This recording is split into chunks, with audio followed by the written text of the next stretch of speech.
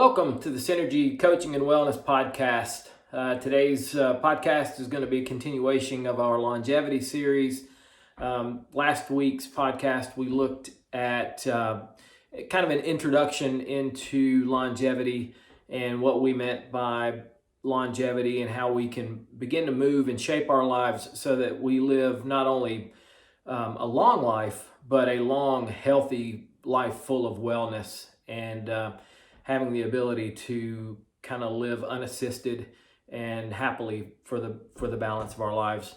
What we're going to cover today is the 5 pillars of longevity. And basically what this is, the 5 pillars is kind of I'll call it a system that I've developed over the past 35 years of martial arts training, training athletes and training people to live the best life that they possibly can.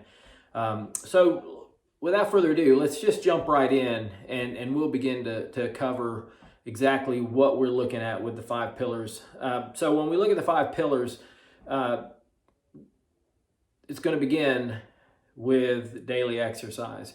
And I'll explain more about these as we get into the podcast, but I put daily exercise first for a reason, and we'll cover that here in just a moment.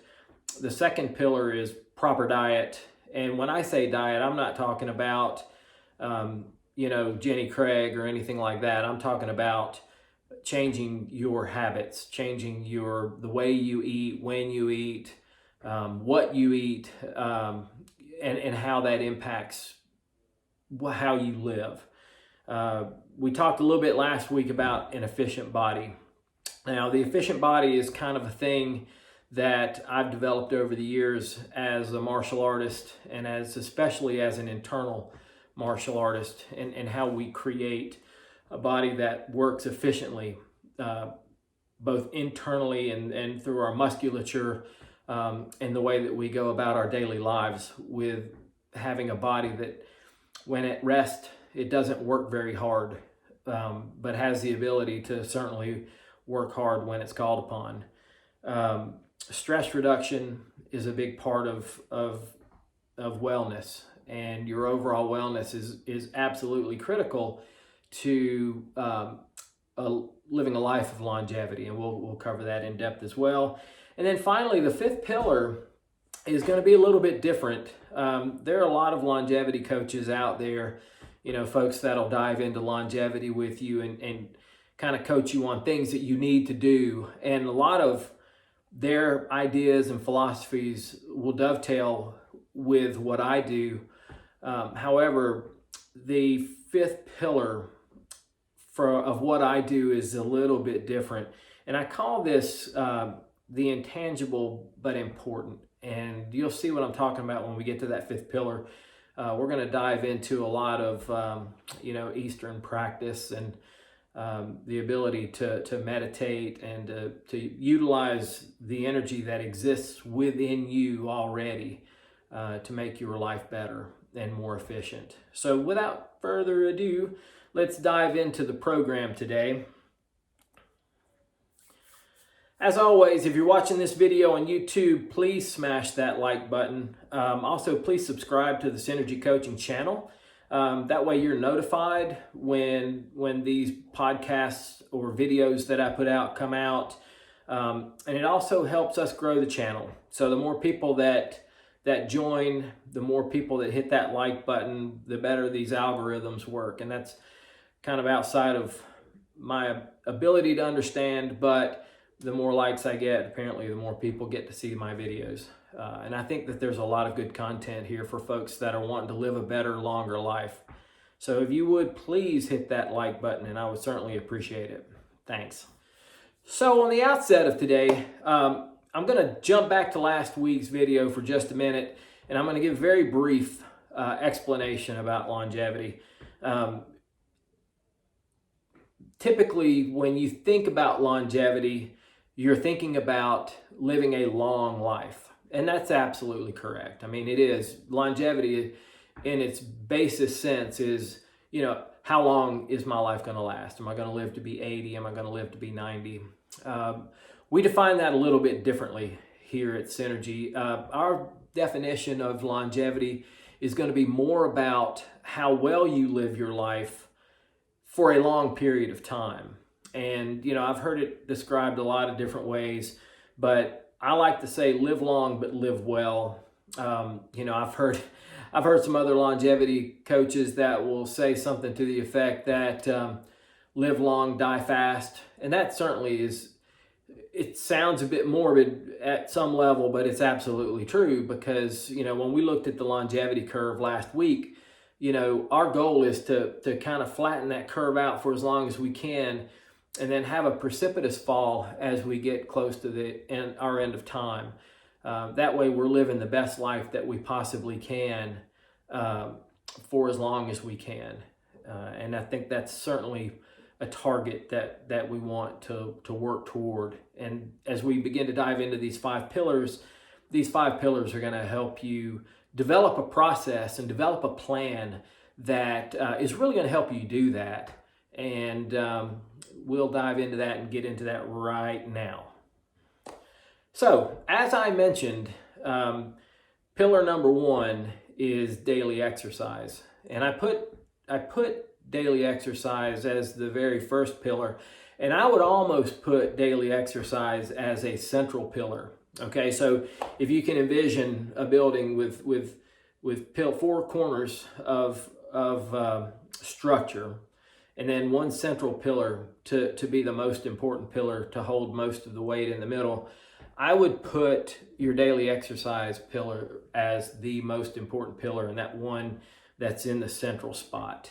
And the reason for that is, as we talked about, all-cause mortalities last week, and it's striking that the 2 most important aspects that will improve your ability to overcome these all-cause mortalities, and it's not even close, was 1, strength, and your ability to do certain things and to be strong, and it was also had to do with the amount of musculature that your body holds, but it's certainly more about strength. And we'll talk about specifically what types of strength we're talking about with that. And the other was cardiorespiratory fitness. And more specifically on that one, a VO2 max number, which VO2 max being the ability for your body to process oxygen as you're going through periods of intense work. So the VO2 max number, when you looked at how it impacted all-cause mortalities, was far and away the most important criteria that we could find. So let's talk a little bit specifically about what we want to look at as we begin to tailor, a daily exercise routine and the importance of why we want to do this. So number 1, I've mentioned this multiple times in all the different videos that I do. You do not have to start at a point of being a world-class athlete. As a matter of fact, in order to see the most prolific gains, and we'll look at that VO2 max number, the most prolific gain that you get in all-cause mortality comes from somebody that's in the lowest 25th percentile that moves up even into the middle 50% percentile on VO2 max. That's a 3 times greater ability to overcome these all-cause mortalities. And as you move up the spectrum a little bit, that number decreases some. So the amount of benefit gained is really on that front end. So I would say that change of just getting involved and getting started on a cardiorespiratory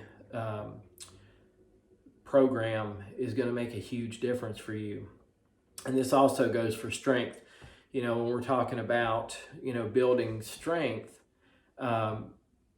the first gains are the most important ones. So if you're deconditioned at this point in your life, don't even worry about it.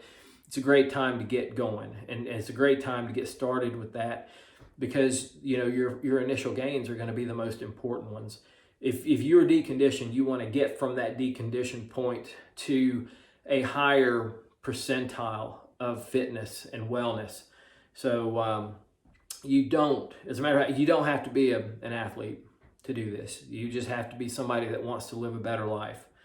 We've talked about the value of these improvements, and it's not just that it creates a beneficial environment for you in terms of the all-cause mortalities.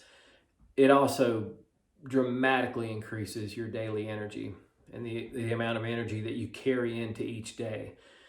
So it's huge.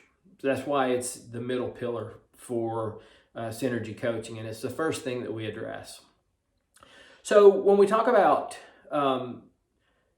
basic strength improvements, what are we talking about exactly? Because most of the time when we think about strength improvement, we think about going to the gym, we think about like bench press, to where people are just pressing weights and squatting weights and just kind of going in the gym and throwing weight around and developing this hard body that seems to be the target for so many, especially Americans. This podcast emanates from America, so a lot of times our focus will be on what is localized, but it's pretty much true in the Western world that developing this movie star body, this hard physical looking body, is where people want to go. But that's not necessarily true. And we'll talk more about that when we get into body efficiency. But when we talk about strength from a longevity perspective, we're talking about things like grip strength. How strong is your grip? We'll talk about leg strength, but not in terms of how much weight you can press. When we talk about leg strength, we're talking about how long can you wall sit, or how long can you hold a squat position without weights. It's a time thing. It's not a weight thing. How many times can you get up and down from a chair in a minute's time? The ability to hang, different strength things like that don't really require you to go in and throw around a lot of weights.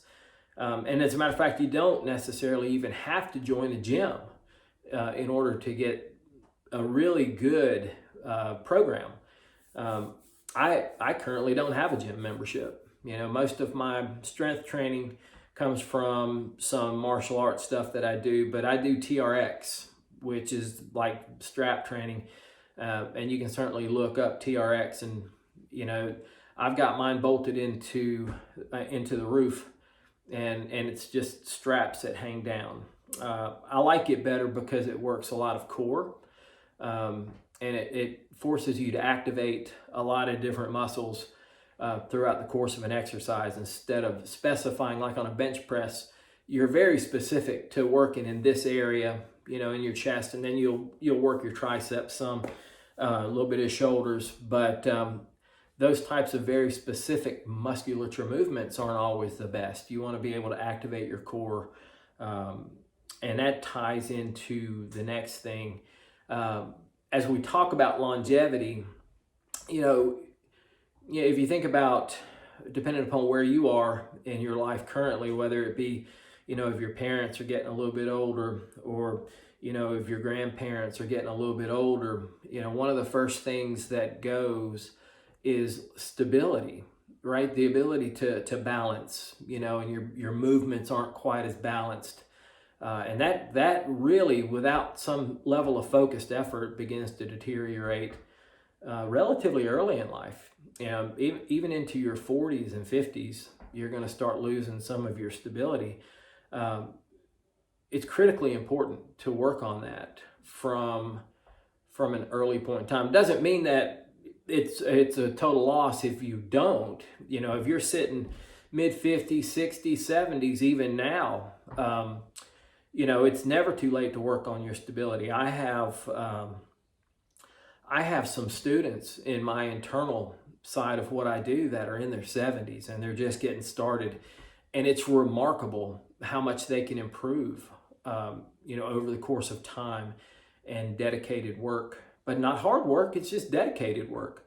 How much they improve as they go through the process, and it certainly helps as they grow older to be able to do things like just even bend over and pick up something that they drop on the floor, or the ability to carry grocery bags. When they get back from the grocery store, to carry grocery bags into the house. Those types of functional strength that require stability are the things that we look for as we look in terms of our longevity. Those are the kind of strengths that are going to matter to us as we grow older, as we get into our 80s and 90s, having the ability to do these kind of things. So that's pretty much what we'll talk about, and that's covering the strength portion of Pillar 1.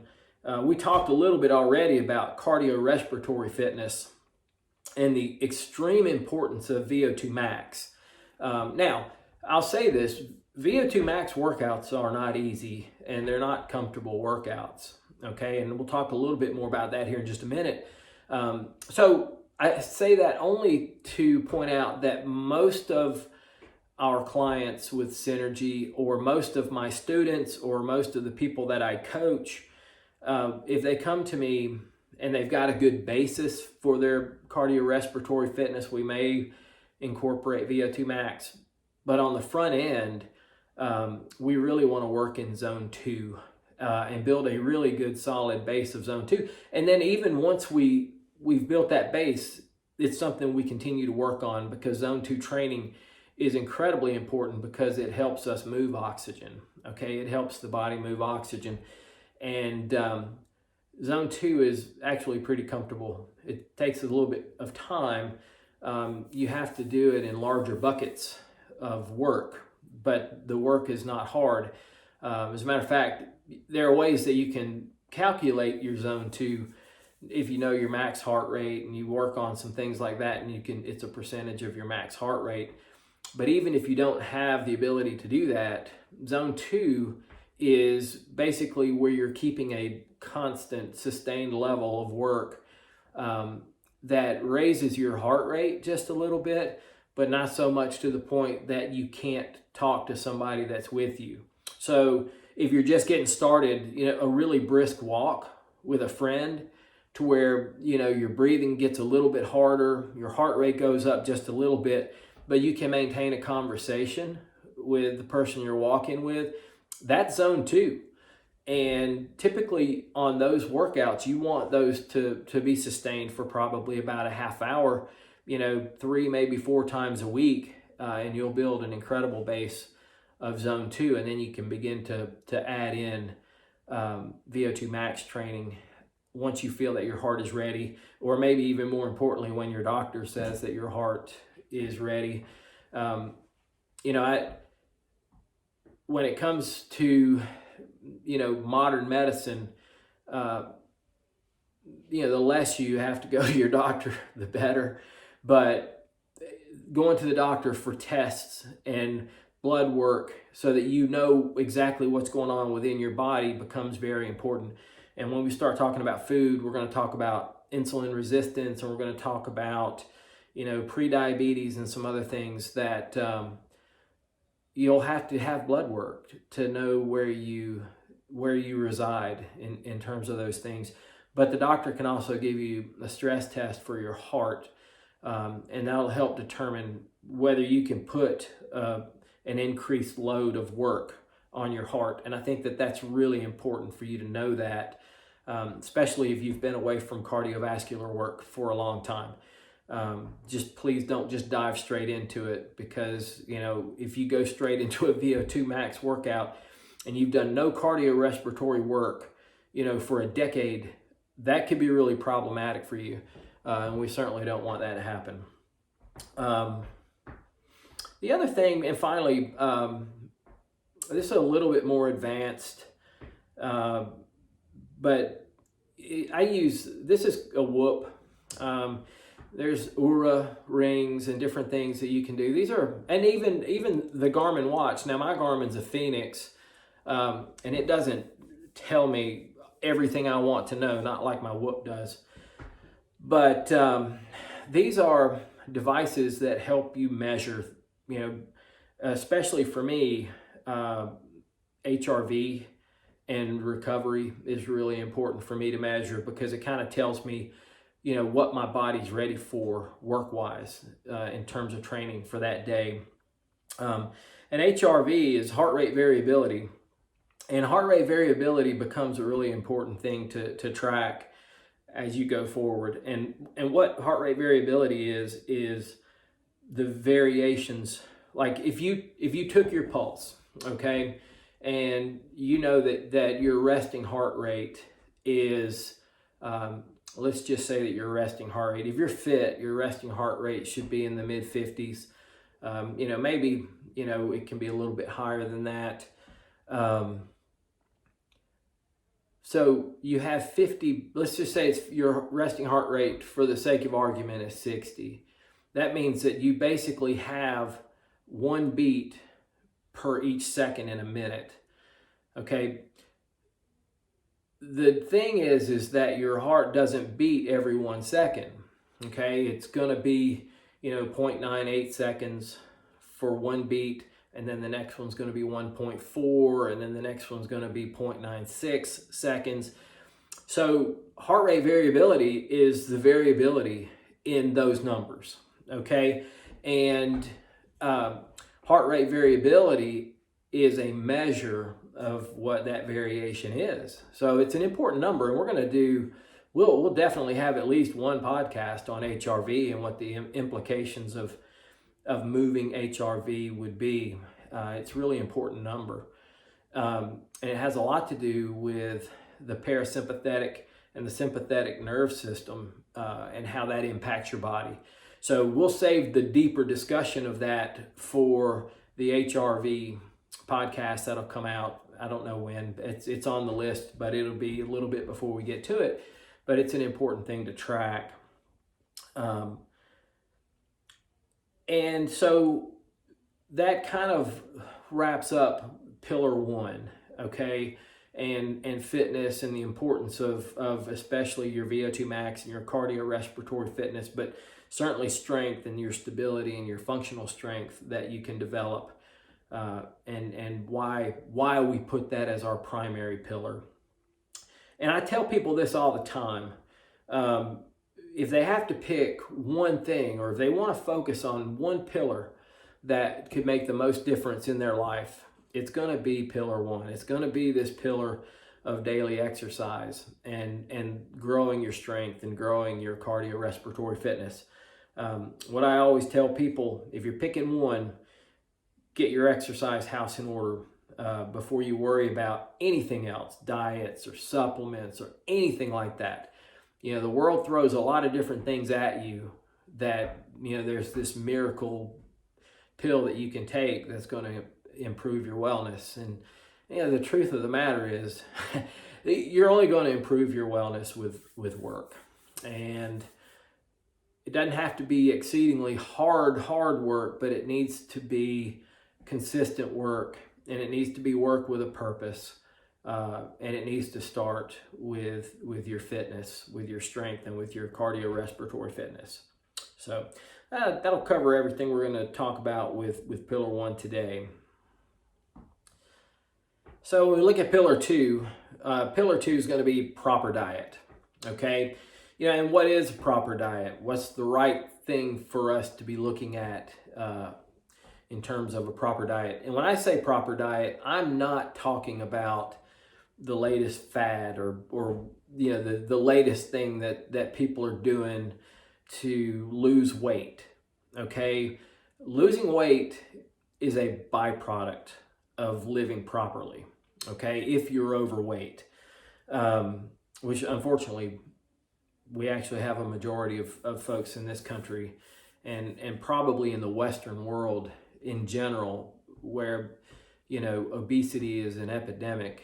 And we'll touch on that because there's a lot out there that Obesity is more a symptom of a disease than actually a disease.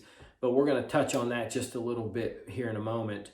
When I talk about proper diet, I'm talking about changing your eating habits, your daily eating habits, and the way you go about it's not just what you eat, it's when you eat, it's the type of foods you eat.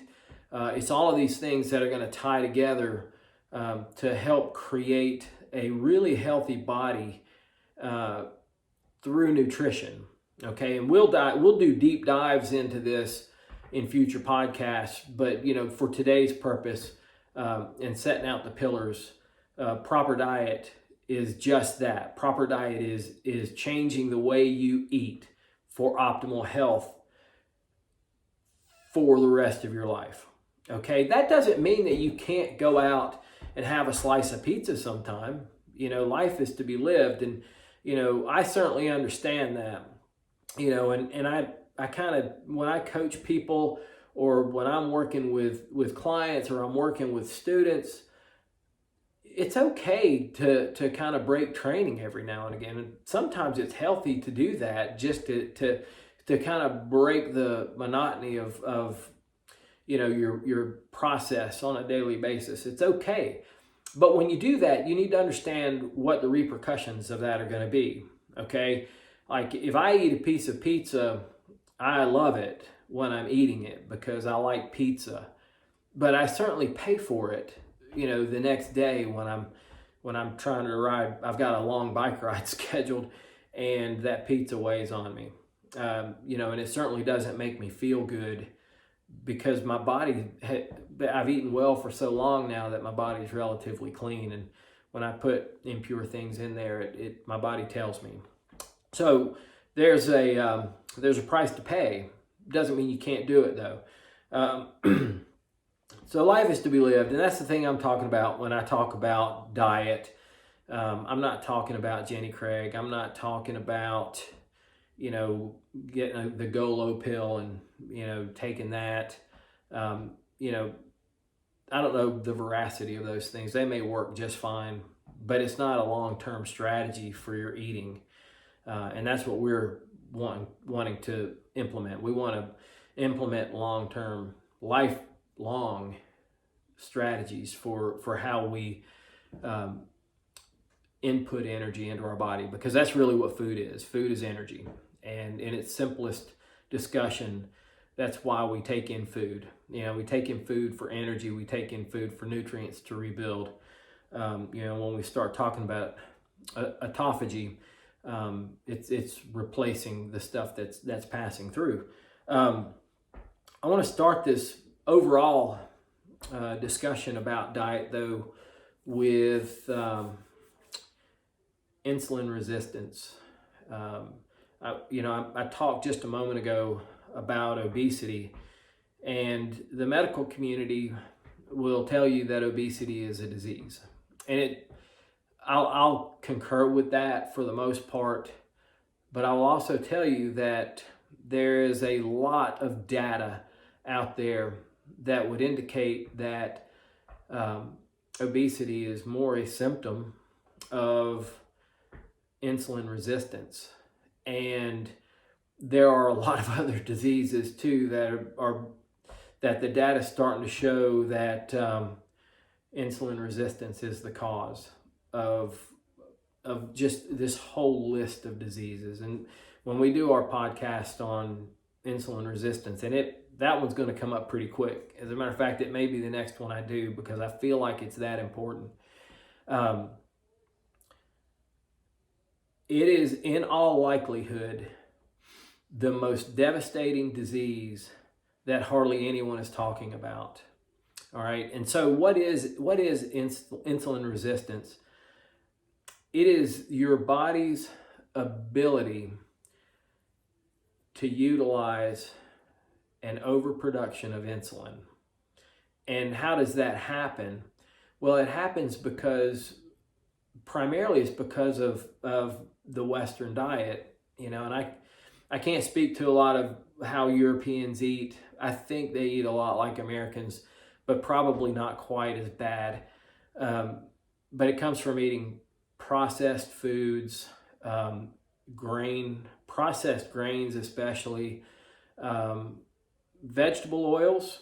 Okay, everybody thinks that, vegetable oils are the way to go, but vegetable oils cause, these glucose spikes that cause the body to produce a great deal more insulin. And then the body just says, whoa, that's enough. I don't want any more insulin. And then all of this stuff has to get packed away somewhere.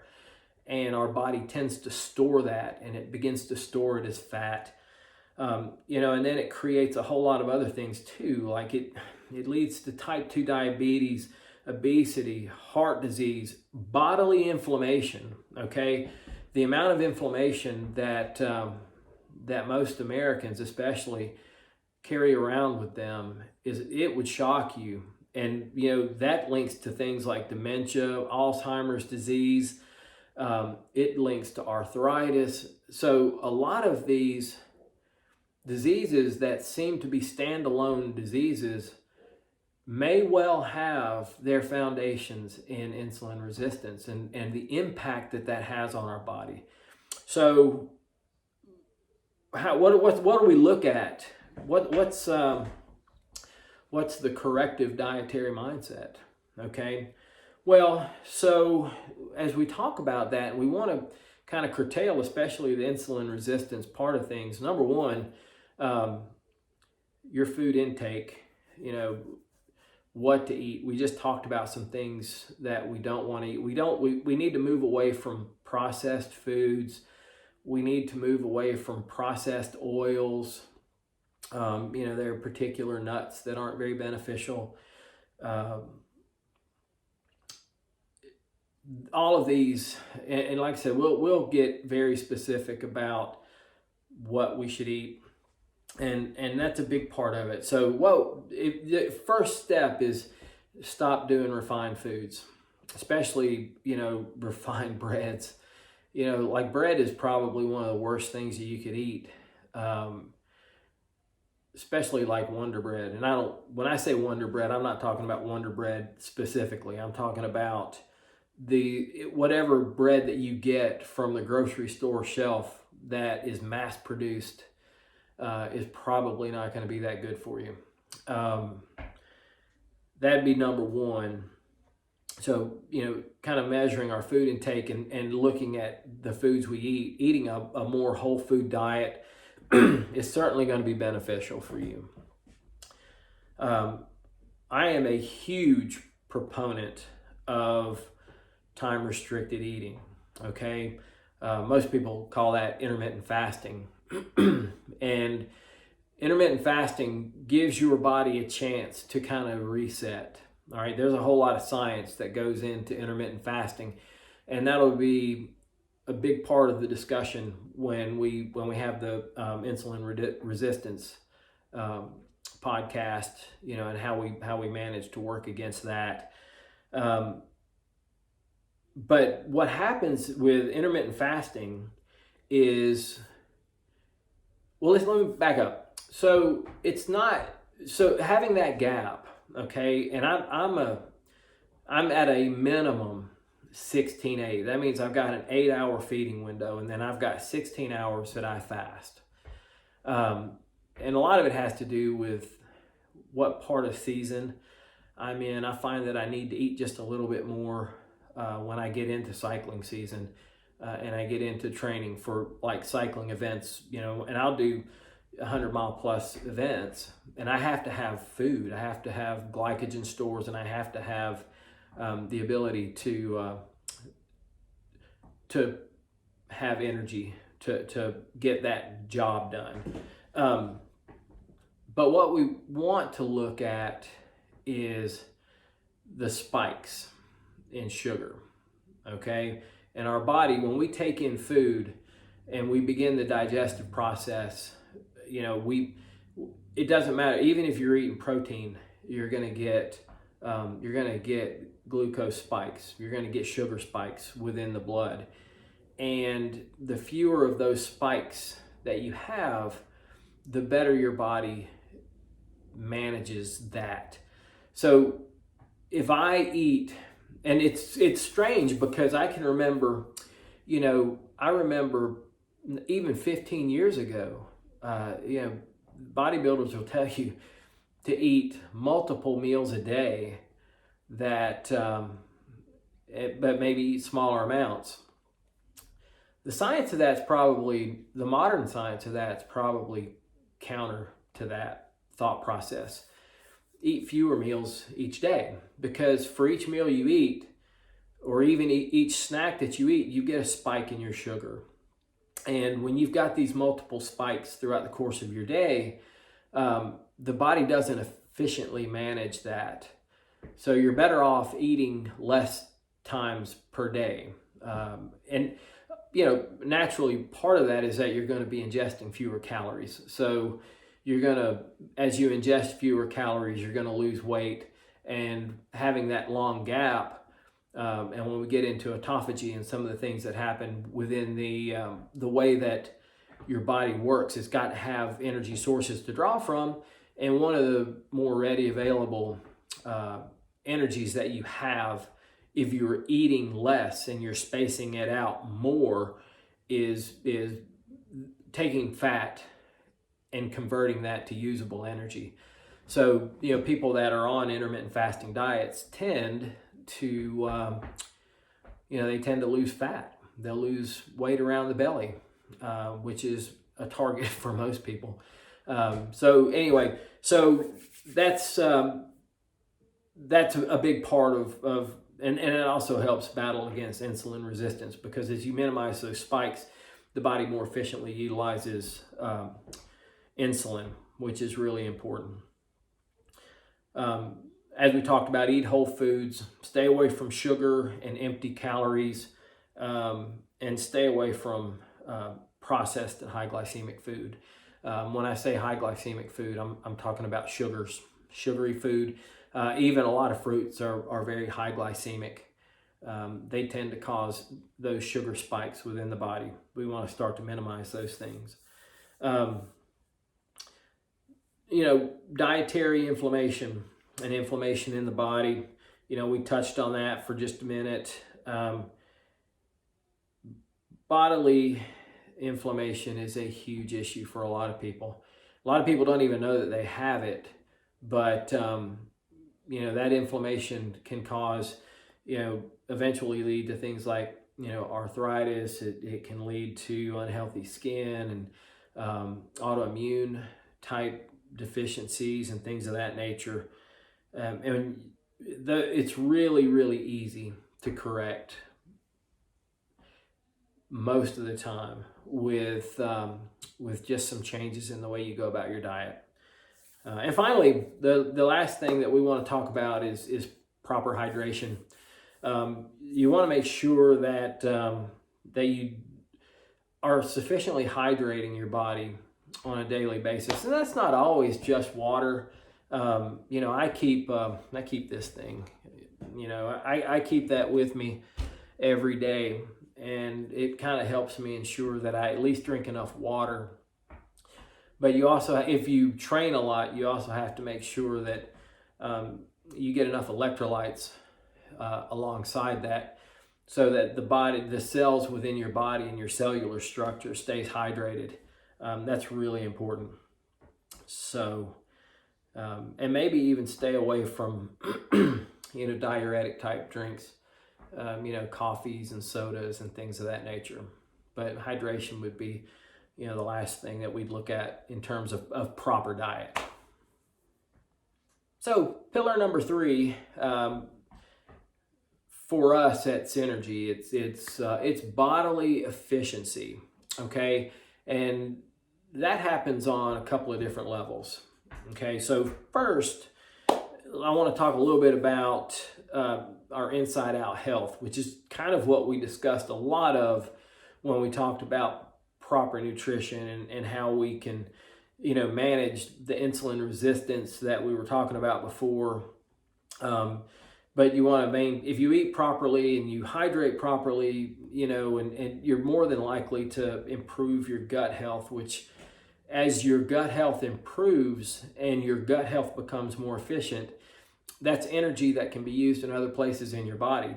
Digestion in and of itself is a great energy drainer for the body. It's one reason why, after you eat a meal, you tend to be a little bit tired. Some of that's from, the sugar spikes that you get that we talked about in terms of insulin being released and the blood sugar spiking.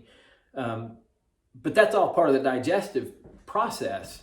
So as you go through the digestive process and the amount of work that it takes to digest food, it's a drain of energy that the body goes through, and you want to minimize that. So if you have an efficient, clean digestive system and your gut health works well, and you don't have liver issues and you don't have pancreatic issues, and everything is working efficiently, you'll find your energy level spikes a great deal.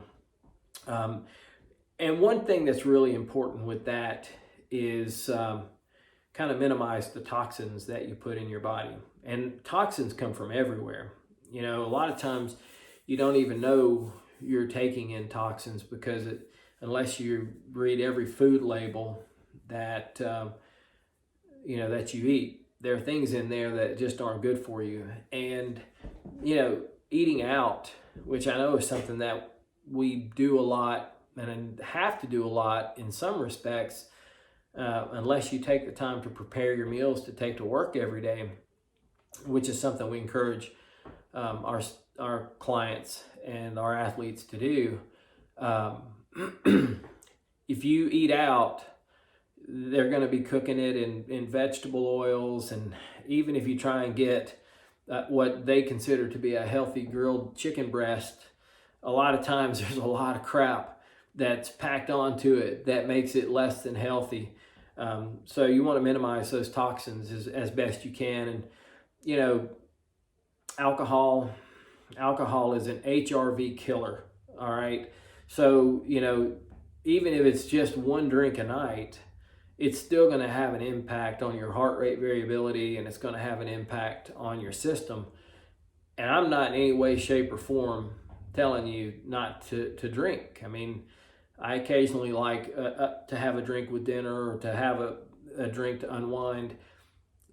It's not that you don't do it. It's that when you do it, you understand the price you're going to pay for doing it.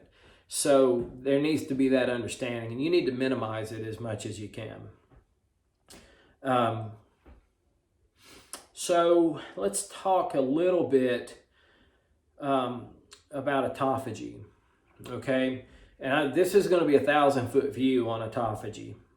Basically, what autophagy means is like your body kind of replenishes itself and cleans things out, and your cellular system gets replaced all the time.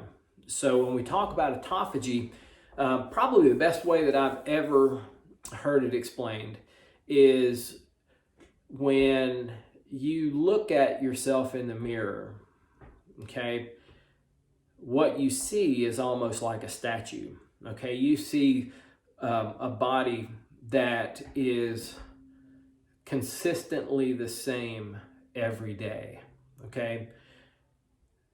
The reality of it is it's not like a statue, it's more like a flowing stream, okay? So every day when you come back, minimizing the impact of rain and different things like that, but like if you walk to the creek every day, that creek's going to look basically the same, but the water, the body of that creek, what makes that creek a creek, is different every day. That's much more like what your body is. So when we talk about autophagy, that's the body kind of replenishing this cellular system and getting all the bad stuff out and replacing it with new.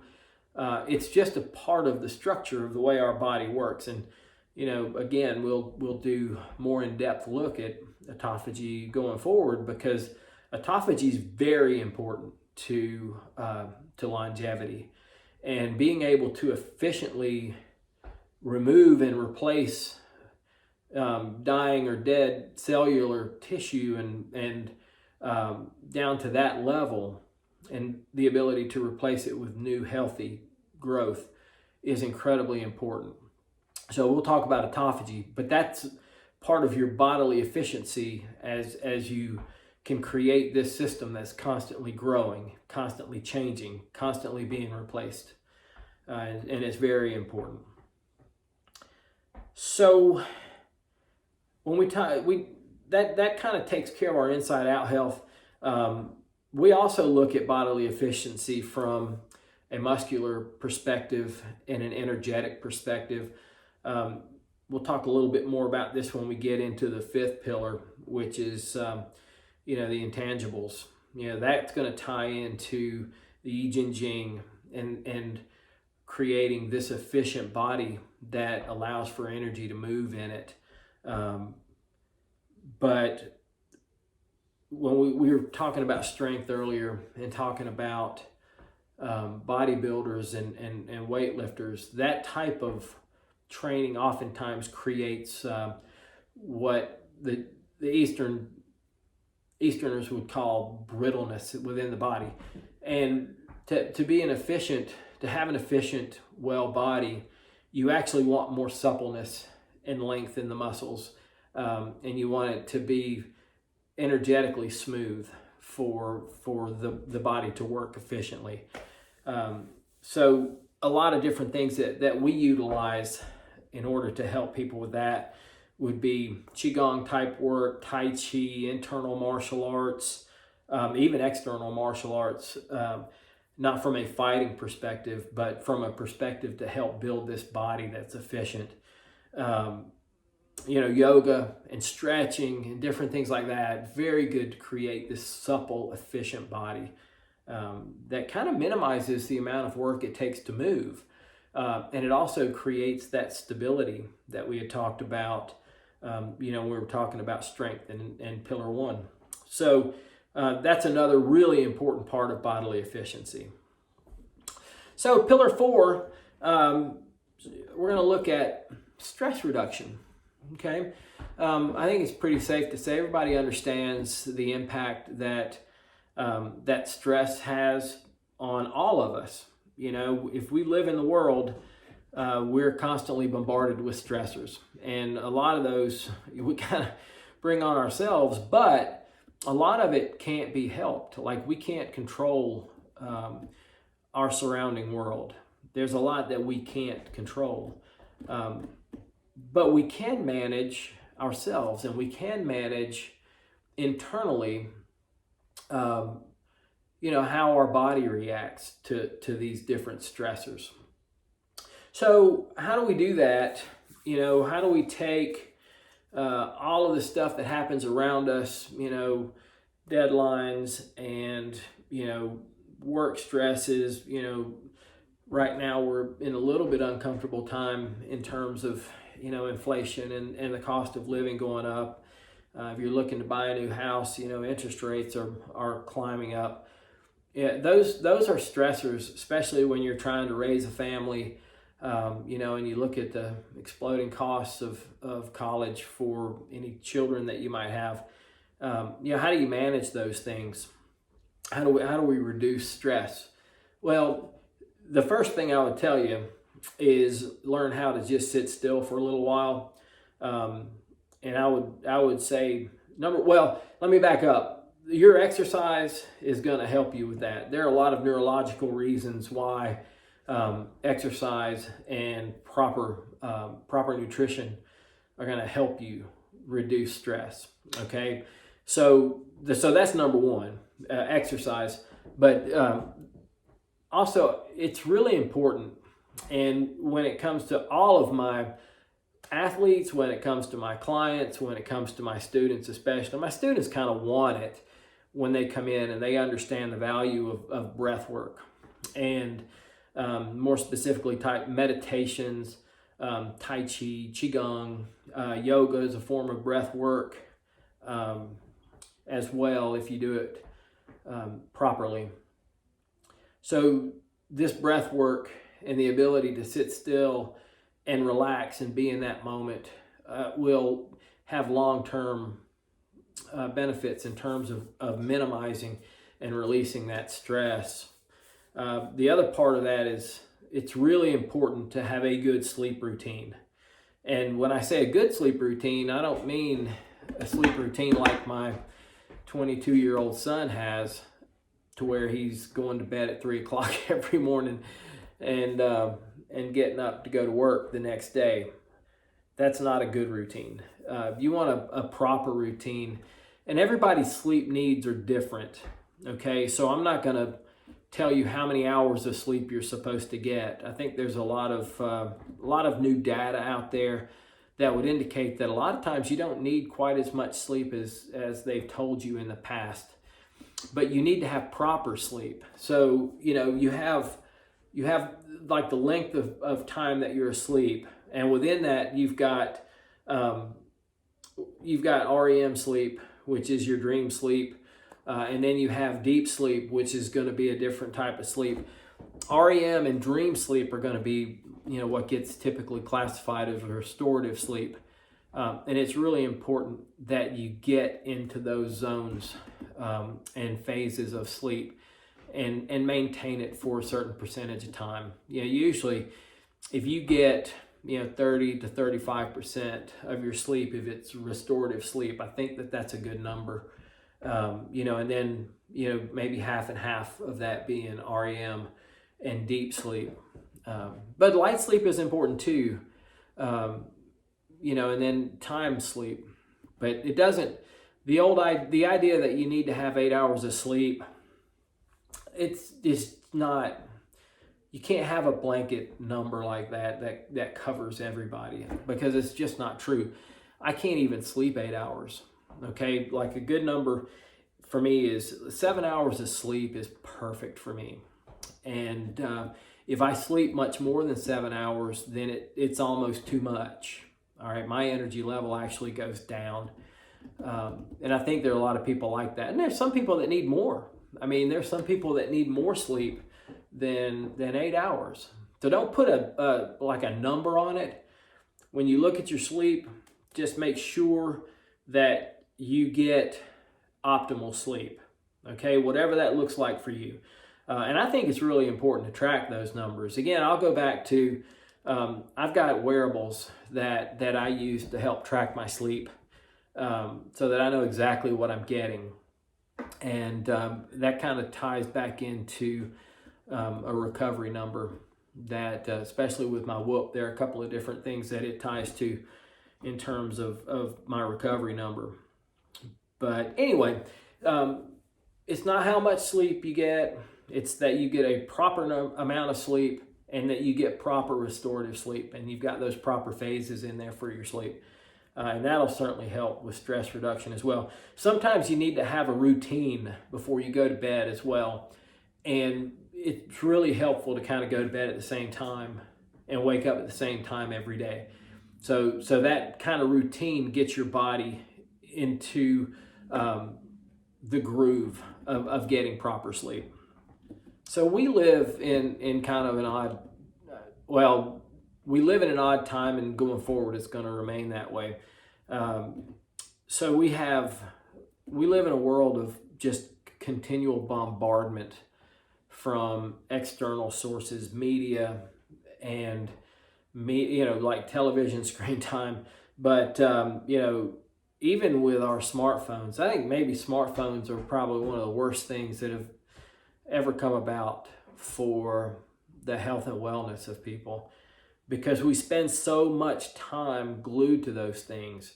A lot of times it's for business, and it's how we stay connected to our clients, to the people we work with, to the people we need to rely on to get things done. But it's also become, like with social media, here I am on YouTube, and I'm going to tell you to minimize the amount of social media exposure you have.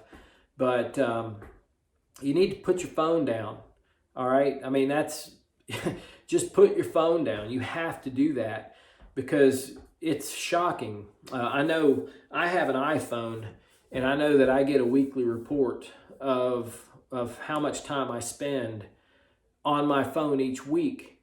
And I make it a point to not be on my phone as often as I can. And I'm still astonished by how much I'm on that phone, how much screen time I have on that phone. So I can only imagine what it's like for some folks that's part of how they unwind is, playing little games and stuff that's on the phone, or, checking Facebook continually, or doing those types of things. It's healthy to do that, to keep up to a point, but minimize that screen time. And again, turn off the TV, especially turn off the news. I mean, we're in a 24-hour news cycle now, and it's just, they got to fill all that time. And most of the time it's filled with just garbage. I mean, there's just so much bad news in the world. And most of that stuff doesn't directly impact your life, truthfully. I mean, you hear about, I live in Tennessee, I hear about news in Minnesota. That news doesn't impact my life. I mean, why would I let that kind of thing stress me out a little bit? So I try and minimize the amount of news that I watch, and world events. Just focus on the things that matter to you. Focus on the things that are going to impact you, and be aware of those things. But don't even those things, don't let them cloud your mind. And finally, this will sound a little bit counterintuitive from what a lot of people get taught, but the ability to compartmentalize your life is really beneficial, okay? And I will go back,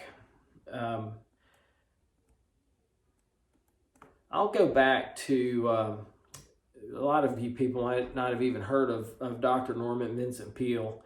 I read his book, The Power of Positive Thinking, when I was in college. And that had to be probably around 1985-ish, I'm guessing. And one of the things that he talked about in that book is he had what's called a worry box. And basically what that was is you've got these stressors in your life, and if it's not something that you can resolve right away, okay, if you can resolve it, okay, but if it's one of these things that's just hanging over your head, like let's just say that you've got a bill coming due, all right, but that bill's not due for another 2 weeks, and you don't even get paid until Friday, that you could even begin to immediately act on that bill. Why would you worry about it today? Okay, so what he used to talk about doing was just write it down on a piece of paper, put it in the worry box, and forget about it.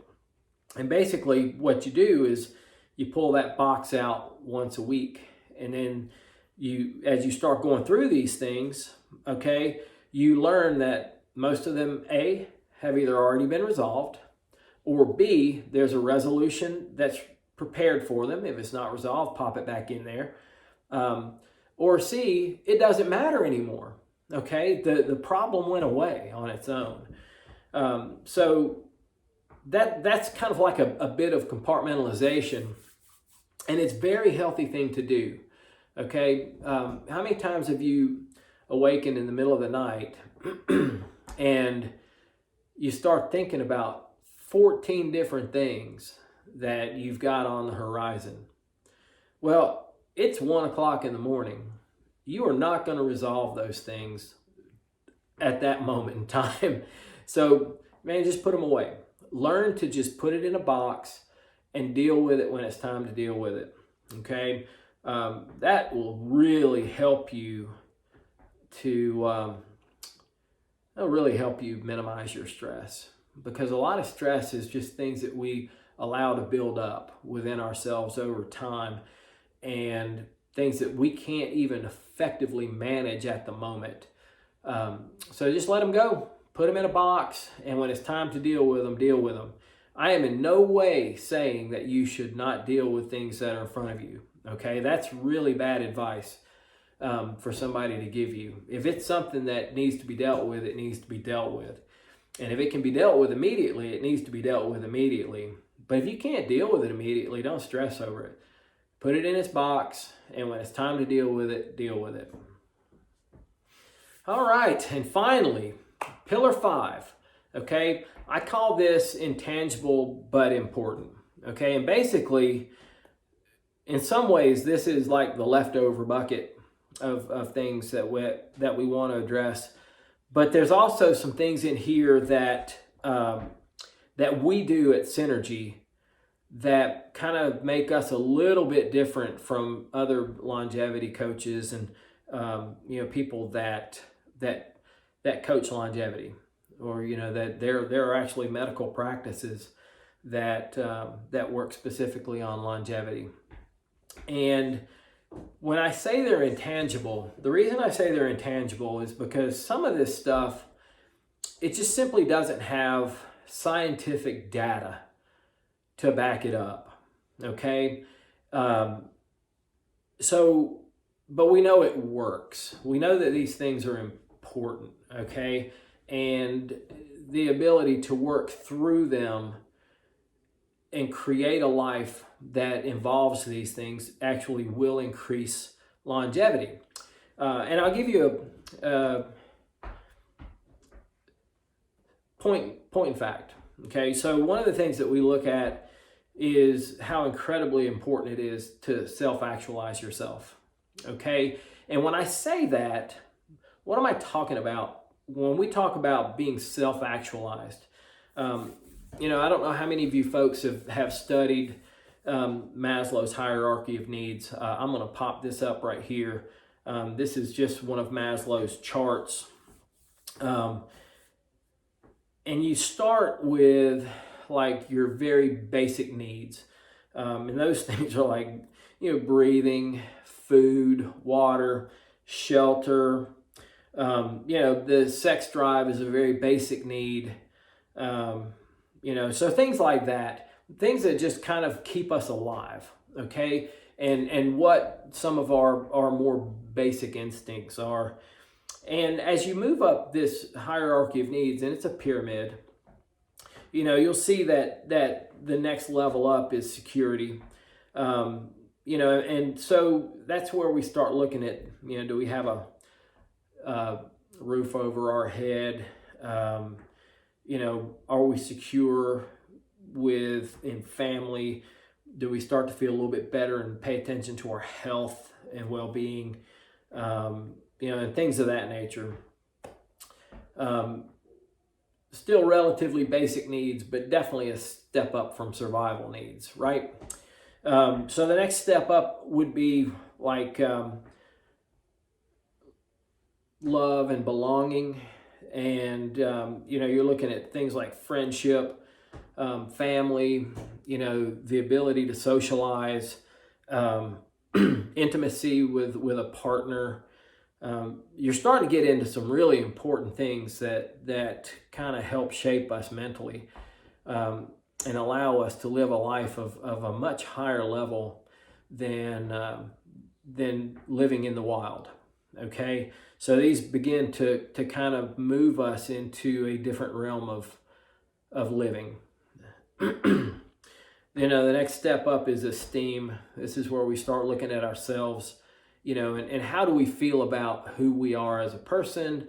Where do we fit? How do we feel about our morality?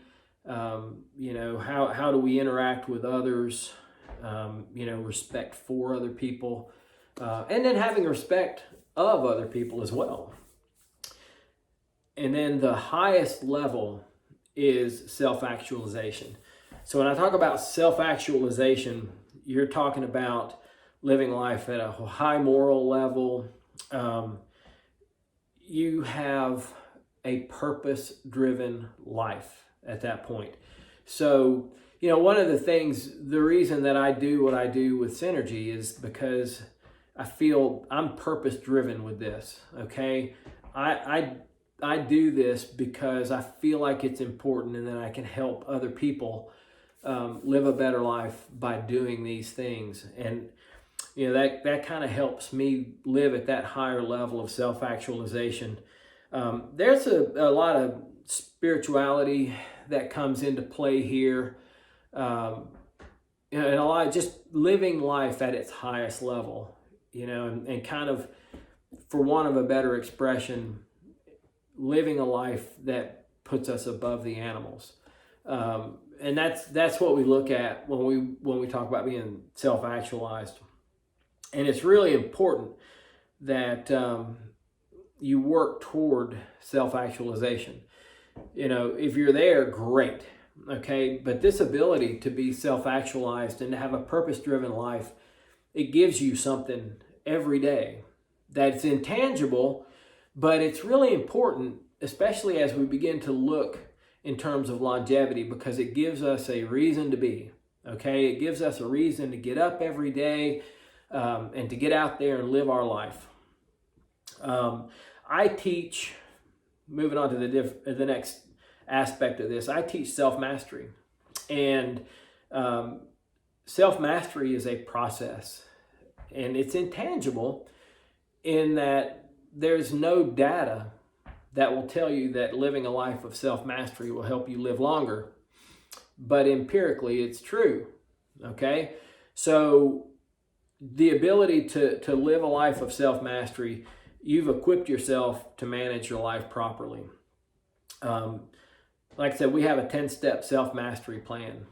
And I teach that more on, the Jade Dragon side of what I do. The Warrior in a Garden podcast I'm in the middle of doing a self-mastery program on that. And it's going to be 10 different podcasts with our Warrior in a Garden podcast. Self-mastery is really important, and having that process to live your daily life. We talked about self-actualization and, living at the highest level, spirituality. It's important to have that higher cause. And it's not something that you necessarily have to live externally. Okay. I know that there are a lot of people that really want to share their spiritual journey, whatever that looks like. And that's certainly not for me to decide what your spiritual journey should look like. But living life at that level and understanding that, the world is bigger than we are is critically important. And you can share that, or you can live it internally. It's totally up to you. So I think that that's really important to have. I think when you look at people who are agnostic, or people that don't have a belief system, they tend to be automatically negative and have a negative worldview. People that have a spiritual side to themselves tend to be more optimistic about life, and that optimism certainly leads to the desire to live longer, and that desire to live longer certainly helps with longevity. So living a spiritual life is important.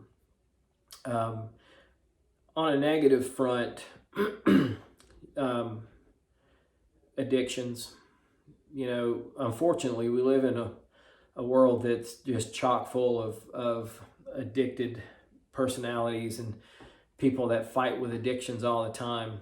And I mean, I would venture to say probably higher than 50% of your friends and family battle with some level of addiction. Okay, it's not, and I'm not talking about just drug and alcohol addiction, although those are certainly dangerous and have really, really dangerous ramifications for the way you live your life.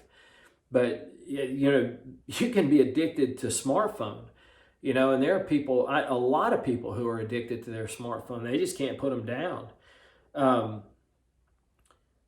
You could be addicted to drama in your life. You could be addicted to just about anything that you feel a need for on a daily basis that that draws you into something other than moving forward. And then it's just not healthy. And you need to learn to let that go. And a great way to do that is mindfulness, which is one of the 10 aspects of self-mastery. But you can do that without even following that 10-step plan of self-mastery by taking time to meditate each day. Okay? Just let go of things for an hour. Let go of things for 30 minutes. Okay? Just take time to just let go of everything for 30 minutes and kind of learn to be mindful of your body, be mindful of what your thought processes are, and kind of learn to just be still. I think that it's so critically important to learn how to just be still for a little while. And then finally, this is probably the most intangible of the intangibles, and it's the ability, like our body is made up of energy, okay? The Chinese call it qi. And as you guys know that have listened to any of my podcasts, you know that I've been a martial artist for 30 plus years. I've been an internal martial artist for 25 of those years. And the ability to manage your body's energy through Qigong work, through Tai Chi, through Neigong work, it opens up completely new doors, and it'll tie back to that bodily efficiency that we talk about, and critically important in our process. All right, so for SynerG Coaching and Wellness, because we do have this Eastern aspect of what we do, and it's what makes us a little bit different, but the ability to move chi, and there's a whole process tied to that. And the very first aspect of that is being able to sit still and anchor your breath. And it's mindfulness. It's all of these things tied into one. But the ability to understand your chi and how it impacts the organ systems, and it's really important. And we'll dive into that on a deeper level later. I want to touch on a lot of other things first in terms of what we're going to cover in these podcasts. But know that we're going to talk about chi at some point, and how you can develop it, how you can utilize it, a little bit more understand. It's not some mystical force. And unfortunately, it gets portrayed that way, but it's not. It's just your body has it. Your body has a way to store it. Your body has a way to move it. And we'll talk a little bit about that in a future podcast. It's really interesting stuff that doesn't get dealt with much, especially in the Western world. So anyway, that's pretty much the end of the fifth pillar. And also that covers everything that we were going to cover today. I know this has been a long one, but there was a lot to cover. And we didn't even get in depth on any of these topics today. So we'll go back and this kind of setting the table for things we're going to talk about in this longevity series. And anyway, I appreciate you. If you've made it this far, I appreciate it. Again, please hit the like button. And I appreciate you spending the time with us. And have a great day and be well. Thanks. Bye-bye.